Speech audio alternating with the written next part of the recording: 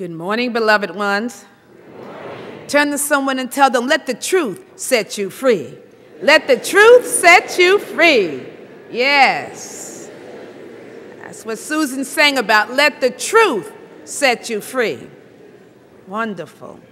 But I'm always curious, who was here last week for the very first time? All right, wonderful, wonderful. Well, welcome back. We appreciate your spirit. Let the truth set you free. Ah, yes.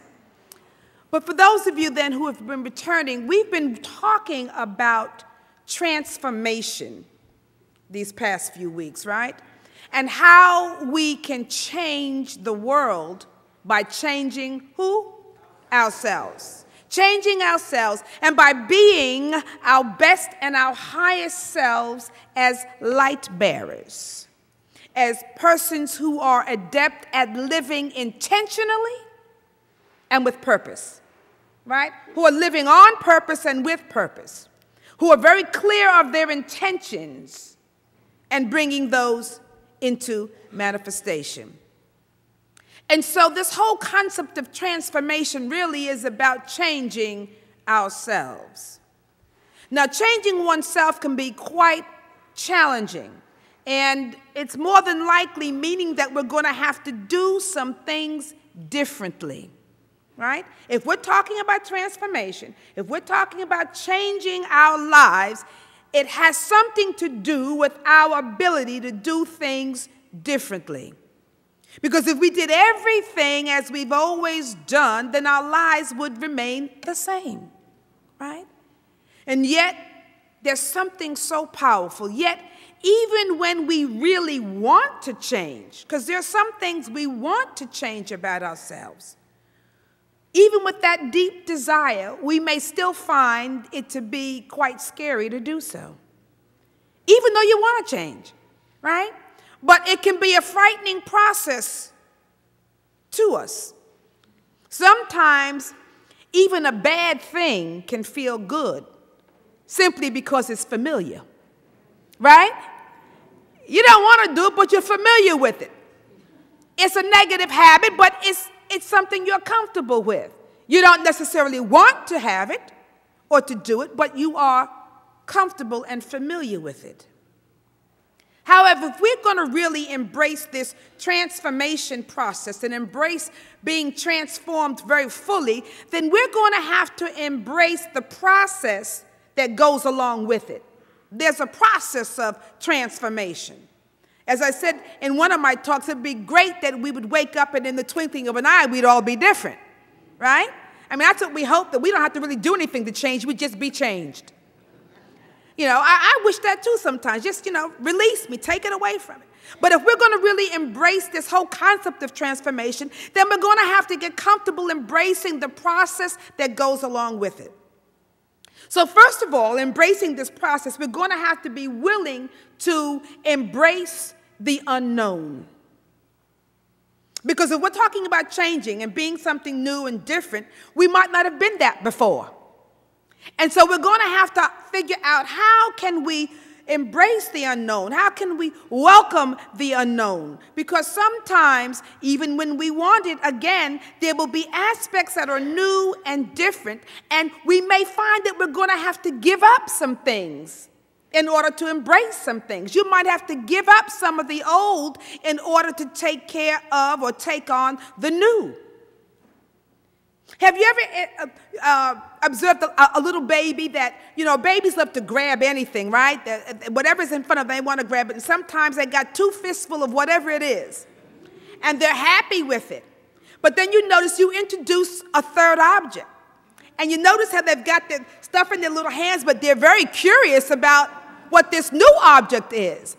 And they're trying to figure out, how can I keep what I have, but also explore this new thing? That looks like it tastes good, but I don't want to give this up. And so they move into a state of perhaps confusion for a while until they have to make a decision. Either I'm going to put this thing down and grab what's new, or I'm going to become disinterested in that and stick with what I have. And we are very much like that.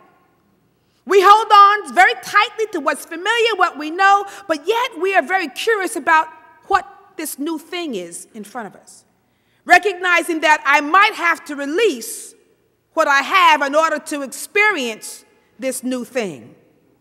And that choice comes to all of us. I've got to let go of something in order to take hold of something. And very often we are afraid to let go of what is known.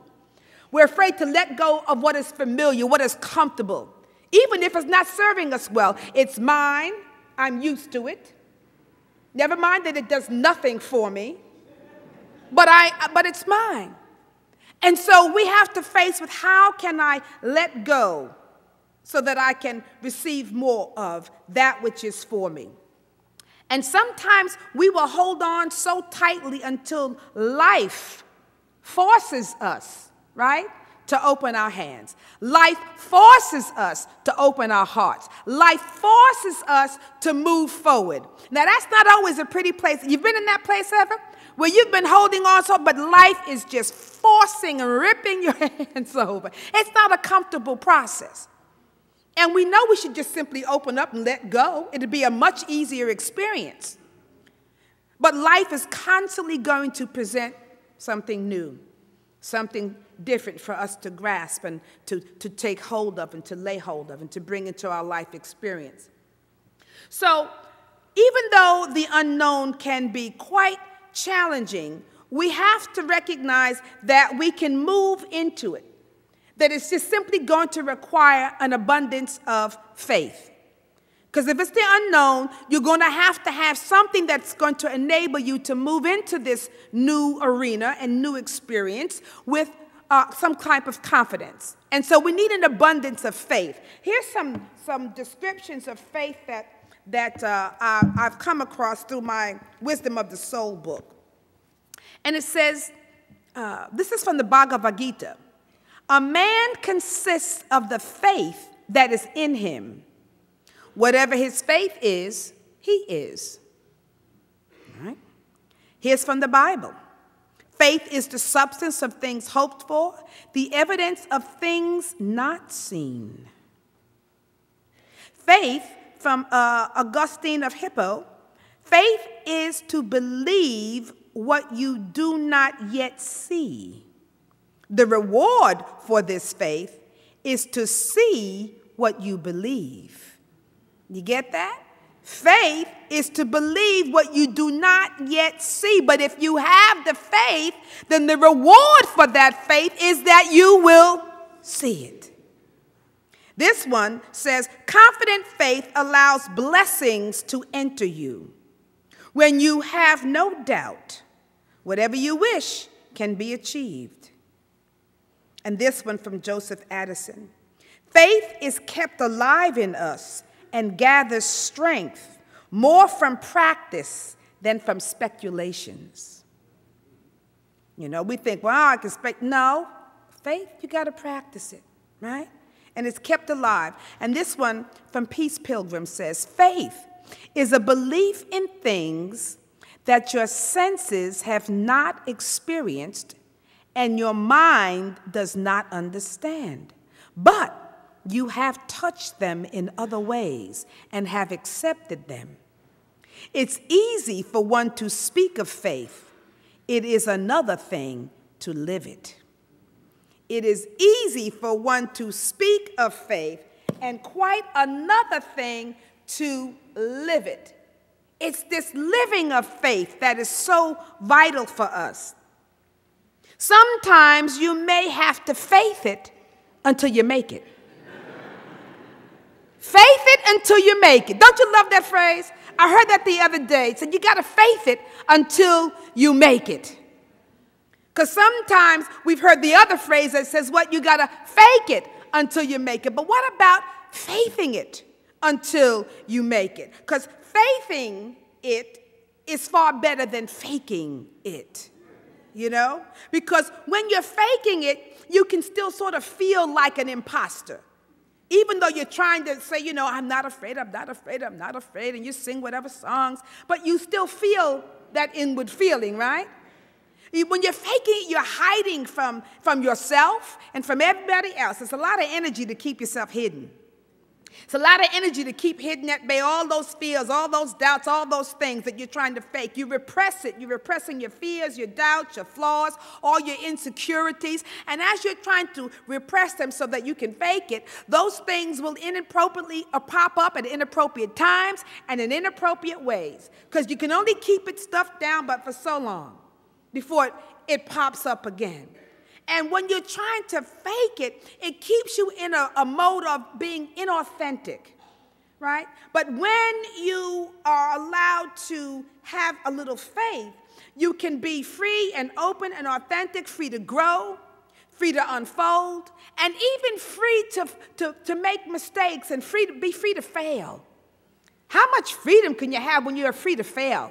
You know, isn't that good? That I can just fail. I can make a mistake. I can fail and I can make a mistake. We place so much on this not failing, ever failing. Well, you're going to fail at things. We all are, right?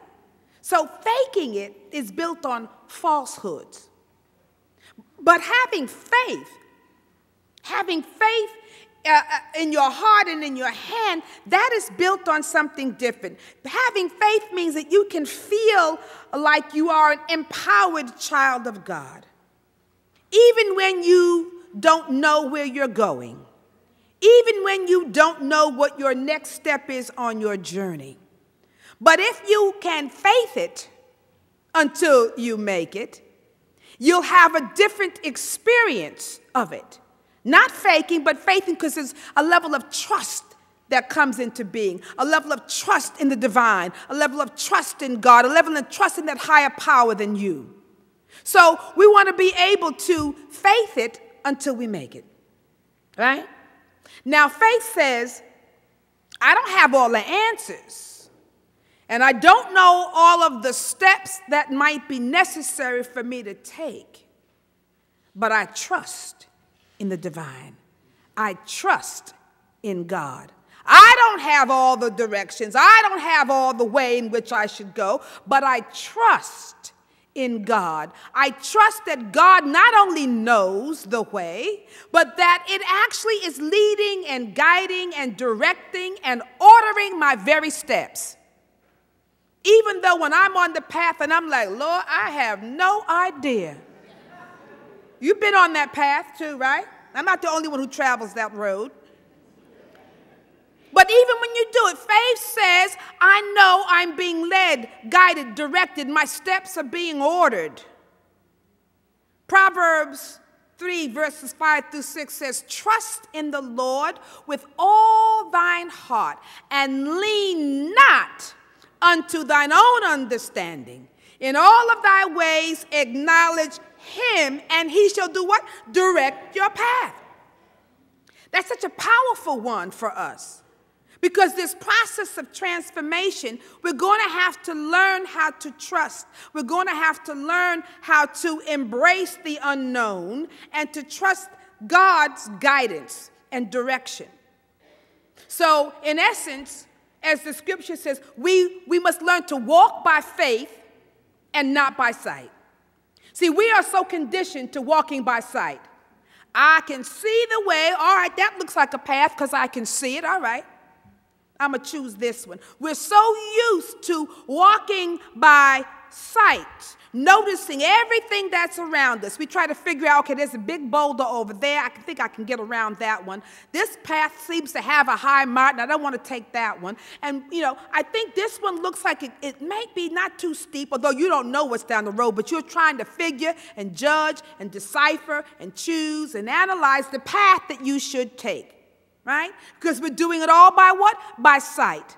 By this realm of appearances, what seems to look good to us.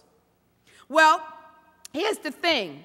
Everything always that you see is not necessarily true. Everything that just because you see it doesn't mean that it's the right thing for you. And what you see may not be what is. You know, there's so much with mistaken identity, right? Somebody runs through here, and each one of you are going to see something different, and you're going to swear that what you saw was true and right.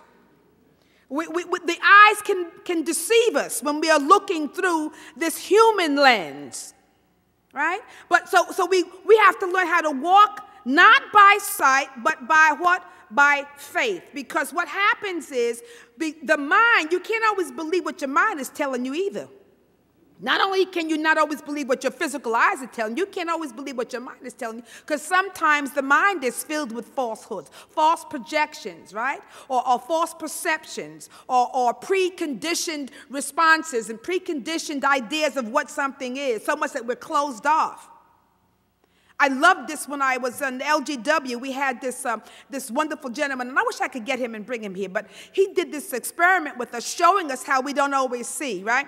And it's been on YouTube. But anyway, one of the experiments he did was he had us, and I think I might have shared this with you before, but he had us occupying our minds by counting some kind of number. We were supposed to count something and do something, so we were all busy doing that while we were looking at this film, right? And we had to watch the dots and whatever and count how many we saw, so everybody was busy. And in the meantime, there was a man who came across the screen in a gorilla suit.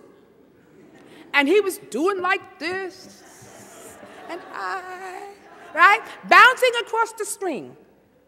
And he asked everybody, how many people, what did we see? And how many people saw the man? Do you know not one of us saw the man in the gorilla suit? Plain as day, because we were the mind was trying to count these dots, and we were counting them, and he was right in front of us doing all this, and nobody saw it.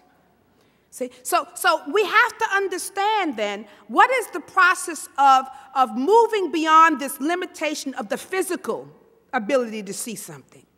And how can we lay hold of the spiritual capacity to be guided by God? Because we were told by Jesus the Christ to not always judge by appearances, but by what? Righteous judgment. Meaning there has to be some spiritual energy behind what you're trying to see and uncover. And so we don't get into appearances, because there are many things that appeared that after closer examination we see was not necessarily right for us, right? It wasn't the thing that for us. So this process and the practice then should be, how can we begin to consult the divine, to consult God on everything, to seek, to ask, to call upon, to take note of, to acknowledge, in all thy ways acknowledge him. God first. How can we condition ourselves to go there first? And then after we go to God first, to be led and guided and directed, to walk in that path. There's a wonderful phrase that says in the scriptures, here's the path. Walk ye in it. Sometimes even God is whispering, here's the way. And we're like, off here. Or maybe we even hear that it's the way, but we're afraid to go on that path. Right? Sometimes we've prayed for guidance, but we're afraid to take it. You know, I don't know what this hesitancy is about, being willing to follow the directions of God, or to follow that intuitive sense of knowing I should do this. Sometimes I get it so clear and I still go ahead. It says turn left and I hear it and I go right. What is this hesitancy? Well, I do know what it is. I believe that if we're honest, we are fearful that somehow God is going to take us upon a path or in a place where we don't really want to go, right? And we're afraid of that. Or maybe we are afraid that God is going to ask us to do something that we really don't want to do. Or maybe we are fearful that he will require something of us that we don't think we have the ability to give. Or maybe God will challenge us in a way that makes us feel like it is just too much for us to handle. Well, first of all, I think we need to check our God concept and to see when we have those feelings that I'm not too sure, God may take me someplace I don't want to go, or God's going to lead me where I don't think I can handle it. It may not be good for me, or it may be too much for me.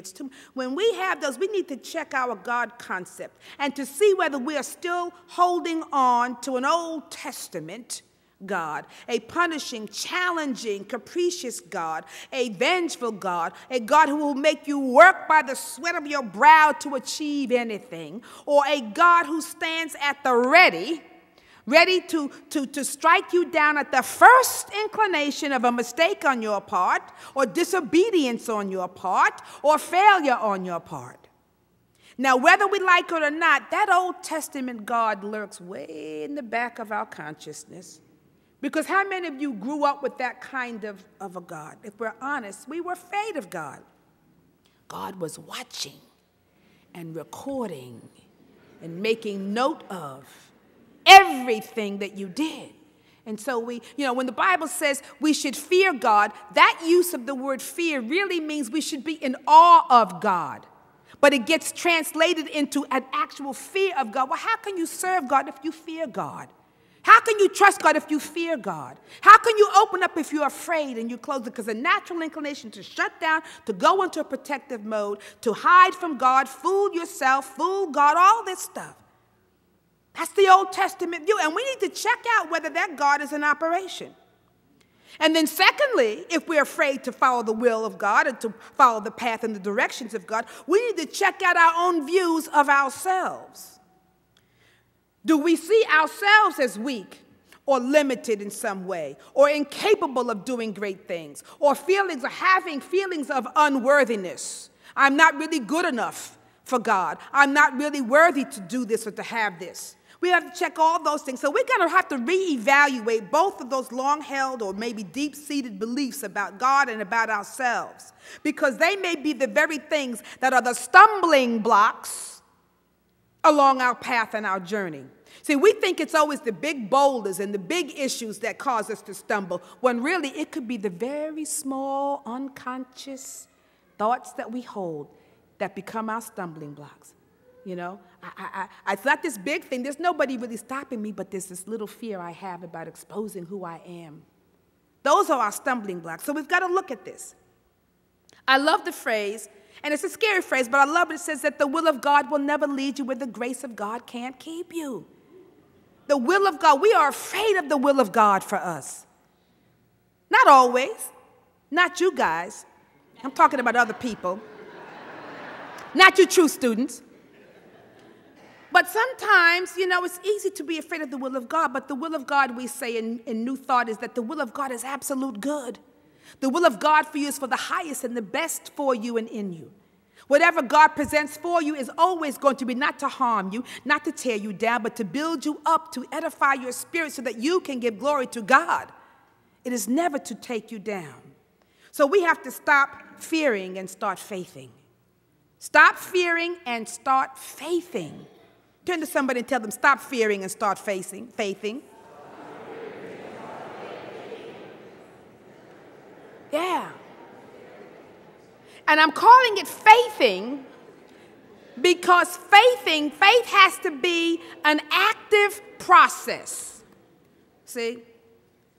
Peace Pilgrim said it's easy to say that you have faith in God, but a whole nother thing to live it. Whole nother thing. So faithing is an active process, not just a biblical or a spiritual term that you use when everybody says, well, do you have faith in God? Oh, yes, I have faith in God. And then we go on, of course, to be filled with doubt and worry and fear and all this thing. Anxiety creeps into the consciousness, and before you know, what little faith you did have becomes minuscule, so that now you're faking it. You're not faithing it, you're faking it.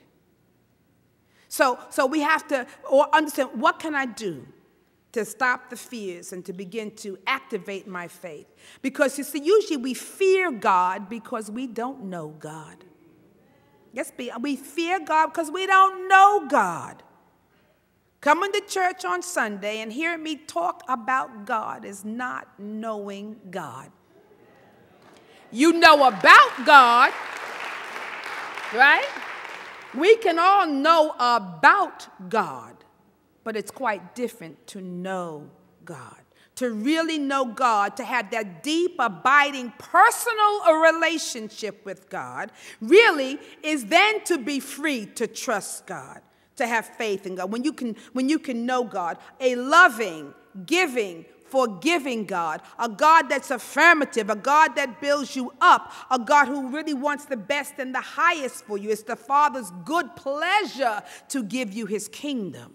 if you seek it first. A God who always loves, supports, who blesses, who heals, right? Who nourishes you, who gives you and fills you with overcoming power and strength to meet anything that is placed before you. The will of God never leads you where the grace of God cannot keep you. You will never find yourself in a place where God is not present, which means good is not present. In any situation, the presence of God is there. So we've got to build a practice, building our faith, building our relationship with God.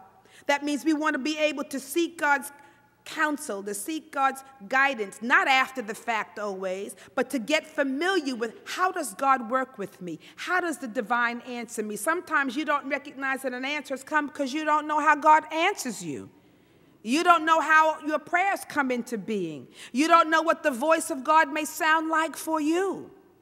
And so we have to practice getting familiar and comfortable, conversing and listening, praising and thanking, developing a relationship, not on Sundays, Monday, Tuesday, Wednesday, Thursday, Friday, Saturday, Sunday, all day long, as often as possible, making that connection. See, because when you do that, that is when you will begin to trust God, because all of a sudden God's going to show up in a way that you're familiar with. See? So all of a sudden, trusting God becomes a fearless activity for you and a faith-filled one. God is always faithful towards us. It is we who have to build our faithfulness towards God. Sometimes we think, I don't know if I can trust God. Well, if you cannot trust God, don't get out of the bed. So it's you who you should not necessarily trust. We are the fallible ones, right?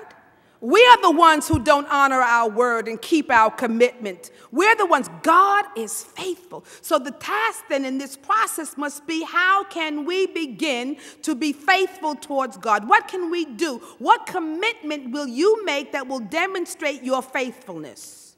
How will you be able to keep your consciousness and your mind stayed on God? How much of your time and your attention will be on God first, even in this decision, in this action, in this choice? God first. What will be your God practice?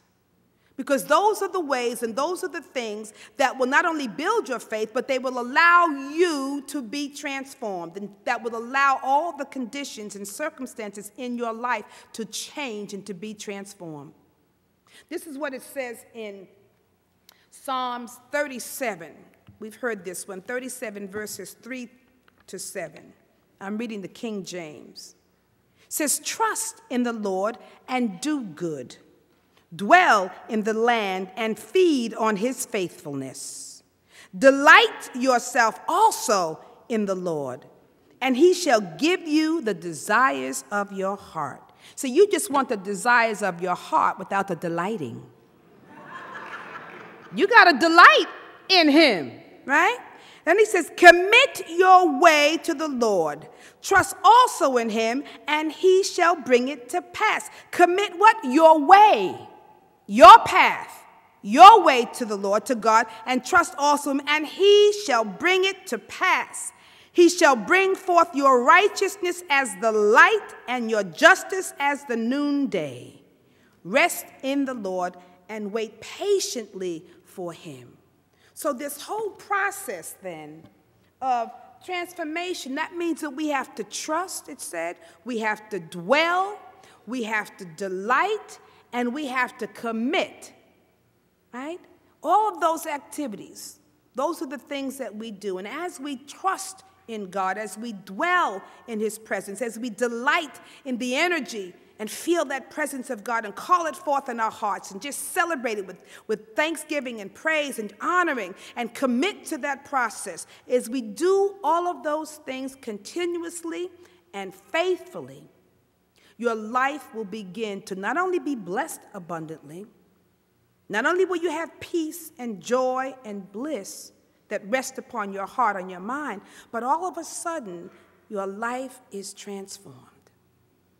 Things begin to change, and you recognize God is in charge, and all really is well. So I say this, faith it and you will make it. Not faith it until you, faith it and you will make it. Blessings. Blessings. Namaste. All right, blessings.